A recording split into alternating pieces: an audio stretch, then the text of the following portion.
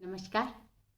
आइए हम आज पुनः सुमित्रानंदन पंत की कविता के अंतिम चरण में उनकी एक बहुत प्रसिद्ध और छोटी सी कविता किंतु मानवीय मूल्यों की कविता का अध्ययन करते हैं। यह कविता ताज, जिसे सुमित्रानंदन पंत के बाद वाली कविताओं में पहचाना जाता है। ऐसा माना जाता है कि सुमित्रानंदन पंत पहले प्रारंभिक काल में प्रकृति के चितेरे थे और उन्होंने प्रकृति की खूबसूरत कविताएं लिखी, प्रकृति प्रेम से संबंधित, जो अद्भुत थी। किंतु बाद के काल में वे समाजवाद से प्रभावित हुए और उन्होंने प्रगतिवादी कविताओं की रचना की। उन्हीं कविताओं में यह कविता प्रमुख है, ताज कविता। तो हम देखते हैं ताज कविता का अध्ययन। हाय मृत्यु का ऐसा अमर पार्थिव पूजन। ताजमहल जिसे हम देखते हैं, सारी दुनिया देखने को आती है।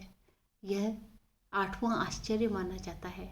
इतना विशाल, इतना वृहद, निश्चित है कोई भी उसे देखता है तो एक पल के लिए आश्चर्यचकित हो जाता है। कैसे निर्माण किया होगा इसका, क्यों किया होगा इसका निर्माण?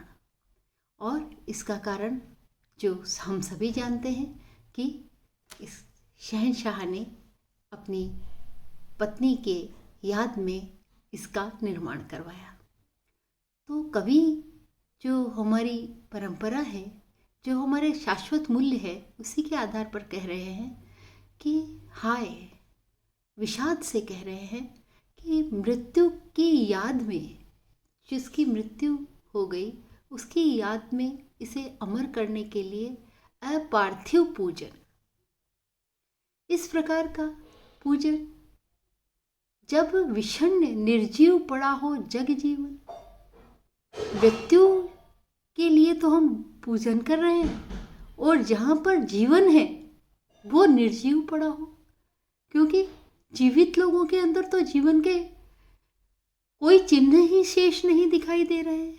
वे अत्यंत विषण्ण, विष से युक्त, अनेक पीड़ाओं से, अनेक कुत्सितताओं से, अनेक प्रकार की कमियों से जीवन निर्जीव है।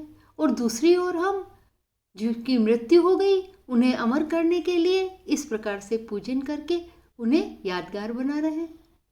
और स्फटिक सोंद में हो, कैसा चमकता हुआ ताजमहल किससे बना हुआ है? संगमरमर के चमकते हुए पत्थर से, सफेद एकदम।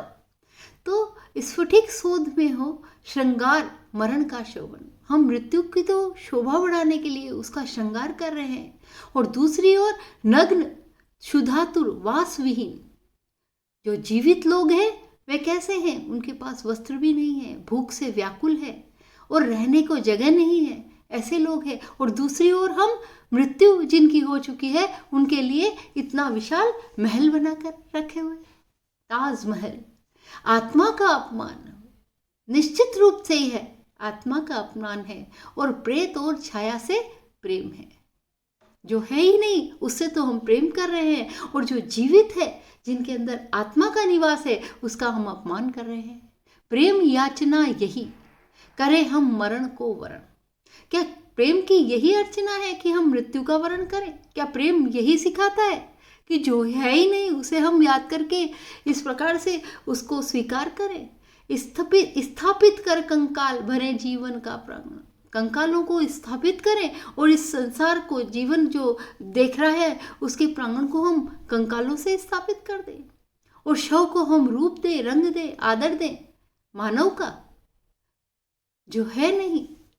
इस प्रकार से कवि अपनी इन भावनाओं को, ये समाजवाद से प्रेरित भावना है कि समाज में एक और तो हम देख रहे हैं भूखे लोग हैं, प्यासे हैं, खाने पीने की जगह नहीं है, रहने को जगह नहीं है, इतने पीड़ित लोग रह रहे हैं, और दूसरी ओर हम विलासिता का ये प्रदर्शन करें कि जिनकी जो इस दुनिया में है ही नहीं, उनकी याद में इतना बड़ा भव्य महल बनाकर उसे यादगार बनाए। तो ये एक प्रकार का विचार जो है पंत जी ने इन पंक्तियों के अंदर व्यक्त किया है। शव को हम दे रंग रूप, और रंग आदर मानव का।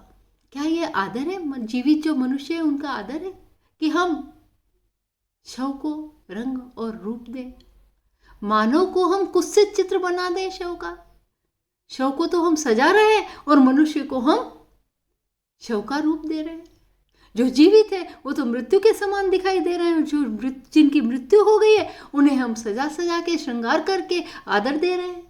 युग युग के मृत आदर्शों के ताज मनोहर है, युगों युगों से इस प्रकार के मृत आदर्शों का जो ये मनोहर ताज है वो मानव के मोहांध हृदय में किए हुए घर, ये मनुष्य के मोह में अंधे हुए हृदय के अंदर घर किए हुए। भूल गए हम जीवन का संदेश अनश्वर, मृतकों के है मृतक, जीवितों का है ईश्वर। ये अमर संदेश कि जो जीवित है उसी का ईश्वर है।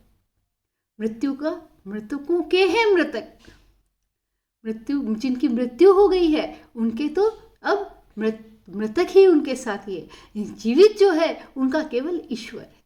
यह एक अनश्वर संदेश है। जब तक हम जीवित हैं तभी तक दुनिया है, तभी तक संसार है। मृत्यु के बाद कुछ नहीं है, सब कुछ खत्म हो जाता है। ये 5 जो इंद्रियां हैं वो 5 इंद्रियों से बना हुआ ये शरीर है और ये जैसे ही खत्म हुई हर तत्व प्रत्येक तत्व में मिल जाता है। और जब तक जीवित है वह आत्मा के रूप में परमात्मा के साथ है। तो इस प्रकार से जो अनश्वर कभी नष्ट नहीं होने वाला संदेश है संभवतः हम भूल गए और इसीलिए हम ताज की सराहना करते हैं, इसीलिए हम ताजमहल को देखते हैं। तो कवि का यह एक समाजवादी जो विचार है वो इस कविता में व्यक्त हुआ है। और देखिए इस कविता में हमें कहीं भी किसी प्रकार का एक अलग से अलंकार का रूप नहीं दिखाई दे रहा है, किसी प्रकार से शब्दों की सजावट इसके अंदर नहीं है।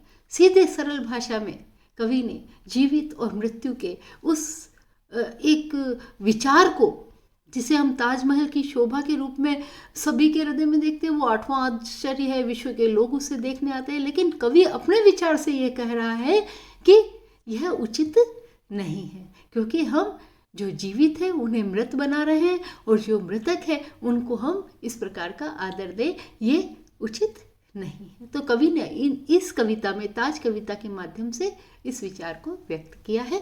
धन्यवाद।